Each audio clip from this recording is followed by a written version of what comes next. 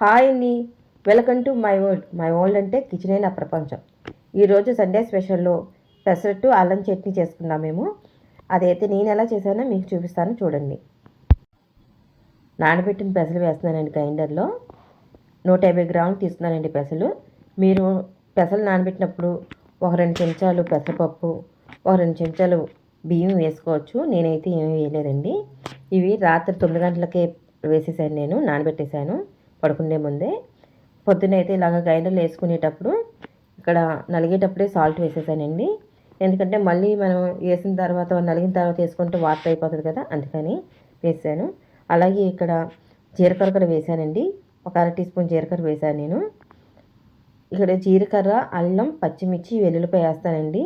దీనివల్ల మనం ఏమి వేసుకోకపోయినా ప్లేన్ వేసుకున్నా సరే దోశ పెసరట్టు అనేది స్మెల్తో తినేయచ్చు చక్కగాను. అల్లం పచ్చడి వేసుకొని ఇంక ఉల్లిపాయ వేసుకోవాలి, జీలకర్ర, పచ్చిమిర్చి, అల్లం వేసుకోవాలని ఏమి ఉండదు. ఇలా వేసుకుంటే చాలా బాగుంటుంది. మీరు ఎప్పుడైనా ట్రై చేయకపోతే ఈసారి అయితే ఈ రకంగా ట్రై చేయండి. చాలా చాలా టేస్టీగా ఉంటుంది. ఇవ్వండి, నేనైతే ముందుగా ఇది కచ్చాపిచ్చా దంచుకుంటున్నమాట కొట్టే దాంట్లోని. డైరెక్ట్ వేస్తే గ్రైండర్లో నరగదు కదా, అందుకని మధ్యలో ఇప్పుడు పచ్చిమిర్చి కూడా వేసుకుంటున్నాను నేను. ఇలాగ కచ్చాపిచ్చా వేసేసి గ్రైండర్లో వేసేస్తే చక్కగా నలిగిపోతుంది. కచ్చాపిచ్చా దంచిన అల్లం, పచ్చిమిర్చి, వెల్లుల్లిపాయని ఇప్పుడు నలుగుతున్న పెసరపప్పు గ్రైండర్లో ఉంది కదా, దానిలో వేసేస్తే మనకి చక్కగా మెత్తగా పేస్ట్ లాగా అయిపోతుంది. చక్కగా పెసరపప్పు అంతా కూడా పెసలంతా బాగా పట్టి మనం తినేటప్పుడు ప్లెయిన్ దోశ అయినా సరే కారం కారంగా బాగుంటాయన్నమాట. స్మెల్ కూడా బాగుంటుందండి. ఒకసారి ట్రై చేయండి ఇలాగా.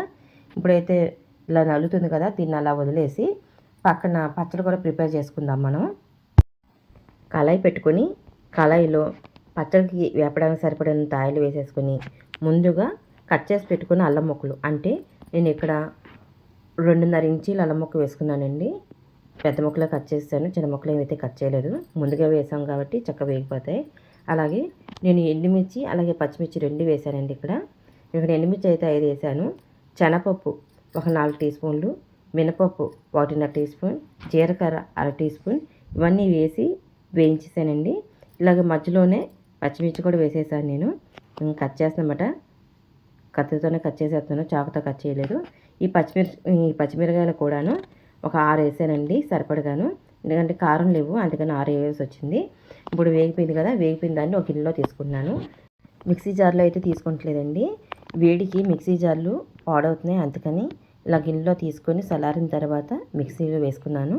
ఇక ఇప్పుడైతే మిక్సీలో కూడా వేసేసుకున్నాను, చల్లారిపోయింది.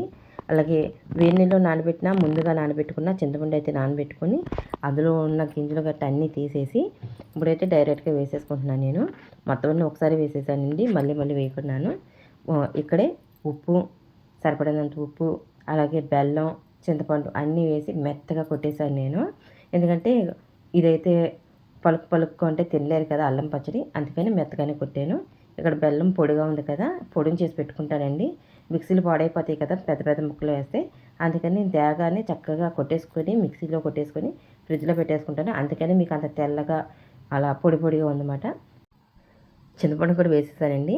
వేడిలో నానబెట్టుకుంటే చక్కగా మెత్తగా పేస్ట్ అయిపోతుంది. అలాగే ఒక అరగంట ముందైనా మనం మామూలు నీళ్ళు అయినా నానబెట్టుకోవచ్చు. నానబెట్టుగా మిగిలిన వాటర్ ఉన్నాయి కదా, ఆ వాటర్ వేసేస్తానండి పచ్చడిలోని. మళ్ళీ వేరే వాటర్ వేయట్లేదు, అవి పాడేవలసి వస్తుంది ఎందుకు అని. మిక్సీ మూత పెట్టేసుకొని ఇప్పుడు పచ్చడి అయితే రెడీ చేసుకుందాము. పచ్చడి రెడీ అయిన తర్వాత ఎలా ఉందంటే ఇదిగోండి ఈ రకంగా ఉంది. ఇప్పుడైతే మిక్సీ జార్లో ఉంచి తీసేసుకుని గిన్నెలో వేసేసుకుంటున్నాను. ఇందాక మనం పచ్చడి వేపిన తర్వాత తీసాం కదా, ఆ గిన్నెలోనే వేసేసుకుంటున్నాను. ఇంకోటి కొంచెం వాటర్ వేసి కలిపేసుకొని ఫ్రిడ్జ్లో పెట్టుకుంటే, ఇలా గట్టిగా ఉన్నప్పుడు ఫ్రిడ్జ్లో పెట్టేసుకుంటే మనకి అలా 2-3 రోజులైనా ఉంటుంది. ఇప్పుడైతే పెసరపప్పు నలిగిపోయింది, ఒక గిన్నెలో తీసేసుకున్నాను. ఉల్లిపాయ రాసుకుంటే మనకి చక్కగా ఈజీగా వచ్చేస్తుంది. ఇక్కడ 2 గరిటెలు అయితే వేసానండి పెసరపిండి వేసి చక్కగా పలసగా రాసేసాను నేను పెనమంతాను. ఇప్పుడు కట్ చేసి పెట్టుకున్న ఉల్లిపాయ ముక్కలు, జీలకర్ర, అలాగే అల్లం ముక్క ఒకటే వేసానండి, పచ్చిమిరకాయలు అయితే వేయలేదు.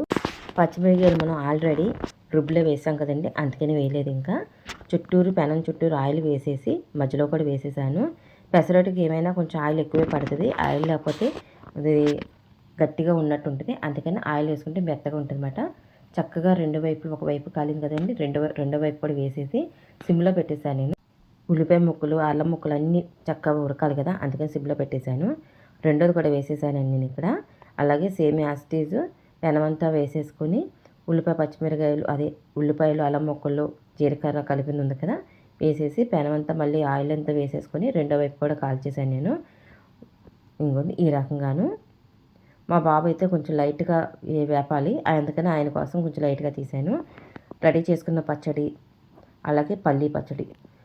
మా వారికి అల్లం పచ్చడి, మా బాబుకి ఏమో పల్లీ పచ్చడి ఇష్టం, అందుకని 2 రకాలు చేశానండి. అదైతే చూపించలేదు, అల్లం పచ్చడి ఒకటే చూపించాను నేను. చూశారు కదా, మా ఇంట్లో సండే స్పెషల్ పెసరట్టు అల్లం పచ్చడి అండి. మన ఆంధ్ర వాళ్ళకి పెసరట్టు అల్లం పచ్చడి అంటే స్పెషల్ కదా, అందుకని మేము కూడా అదే స్పెషల్ చేసుకున్నాం ఈరోజు. నేను పెసరట్టు అయితే ఎక్కువ వేయనండి, నెలలో 2 టైమ్సే వేస్తాను. ఎందుకంటే పెసలు కదా, కడుపు ఉబ్బరం చేస్తుంది. ఎందుకో మళ్ళీ నేను చేసిన పెసరట్టు మీకు కూడా నచ్చిందని అనుకుంటున్నాను. నచ్చితే కనుక ఒకసారి ఇలా ట్రై చేయండి. హాయ్ అండి, welcome to my world. My world అంటే కిచెనే నా ప్రపంచం. ఈరోజైతే కోడిగుడ్డు మసాలా కర్రీ చేశానండి. చాలా వరకు ఉల్లిపాయలు వేస్తున్నాం, మసాలా వేస్తున్నాం, కానీ గ్రేవీ రావట్లేదు అని అనుకుంటారు కదా. గ్రేవీ రావాలంటే ఒక చిన్న చిట్కా ఉందండి, అది ఒకటి పాటిస్తే కనుక చక్కగా కోడిగుడ్డు కర్రీ కూడా మనకి మటను చికెన్ కర్రీకి గ్రేవీ ఎలా వస్తుందో అలా వస్తుంది. ఆ చిట్కా ఏంటి ఇవాళ చూపిస్తాను చూడండి. ముందుగా అయితే కోడిగుడ్లు ఉడకబెట్టేసాను నేను. డైరెక్ట్గా కర్రీ చూపించేస్తున్నాను నేను మీకు. నూనె వేయగానే పసుపు వేసేసుకుంటే కోడిగుడ్లు ఏమి అంటుకోకుండా చక్కగా ఉంటాయన్నమాట. చక్కగా పసుపు అంతా ఎక్కుతుంది, సమానంగా ఎగుతాయి. అంటుకోకుండా ఉండాలంటే పసుపు వేసుకోవాలి. అలాగే ఇప్పుడైతే చక్కగా గరిటతోని తిప్పేసుకుంటున్నా. ఒక్కొక్కరు అయితే కళాయినే తిప్పుతారండి, ఆ రకంగా తిప్పుకున్నా పర్వాలేదు. ఇలాగ జస్ట్ ఇలా కదుపుతూ ఉంటే సరిపోతుందండి, వేగిపోతాయి. ఇలా వేగిపోయినవన్నీ కూడా ఒక గిన్నెలోకి అయితే తీసేసుకుంటున్నాను నేను. డైరెక్ట్ బాక్స్లో తీసేస్తున్నాను, మా వారికి క్యారేజ్ కట్టాలి కదా, అందుకని ఆ బాక్స్లోనే తీసేసుకుంటున్నాను డైరెక్ట్గా. మళ్ళీ 10 ఎందుకులే అని.